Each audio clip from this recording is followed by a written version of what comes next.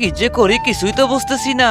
আমার তো অনেক বোরিং লাগতেছে। হ্যাঁ আপু, একদম ঠিক বলছো। আচ্ছা রাজু, তাহলে একটা কাজ করি। আচ্ছা আচ্ছা ঠিক আছে আপু। এই যে মা, শুনতেছো? কি হলো রে রিমি? আরে মা, চলো এই রেসিপিটা করি। আচ্ছা ঠিক আছে, আচ্ছা ঠিক আছে, তাড়াতাড়ি করে চলো। প্রথমে মরিচের গুঁড়ো, তারপর লবঙ্গ, তারপরে হলুদ, তারপর অনেক মশলা দিয়ে দিলাম, তার সাথে একটু লবণও দিয়ে দিলাম। পর আমাকে তো একটা লেবু দিতে হবে, তো লেবুটা কেটে এখানে সুন্দরভাবে মিক্সড করে দিলাম। তো চাউলগুলো বেটে এর মধ্যে দিয়ে দিলাম, তার সাথে একটু তেল দিয়ে ভালোভাবে মিক্সড করে নিলাম। তোমার ভালো করে মিক্সড করা হয়ে গেছে। এরপরে মুরগিটারে ভালোভাবে মিক্সড করে নিতে হবে মশলা দিয়ে। তো ভালোভাবে মাখিয়ে নিতে হবে যাতে কোনো জায়গায় বাদ না পড়ে। তো আমার ভালোভাবে মিক্স করা হয়ে গেছে। পরে চুলার মধ্যে এই লোহার ঢাকনাটা দিয়ে দিব। পরে এই মুরগিটা এর মধ্যে ভালোভাবে বসিয়ে দিব।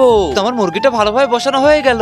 পরে ঢাকনা দিয়ে ভালোভাবে ঢেকে দিতে হবে। পরে একটু ওয়েট করি, দেখি তো হয়ে গেছে নাকি। আরে বেটা তো হয়ে গেছে। তাড়াতাড়ি চলো, এখন তো এটা আমাদের খেয়ে দেখতে হবে। আরে রুটি দিয়ে খেলে এটা আরো বেশি স্বাদ করবে। আরে তাড়াতাড়ি খেয়ে দেখ রাজু, কেমন লাগে। আরে মা, অনেক স্বাদ করতেছে, হেভি টেস্ট হয়েছে কিন্তু। আরে বা, অসাধারণ।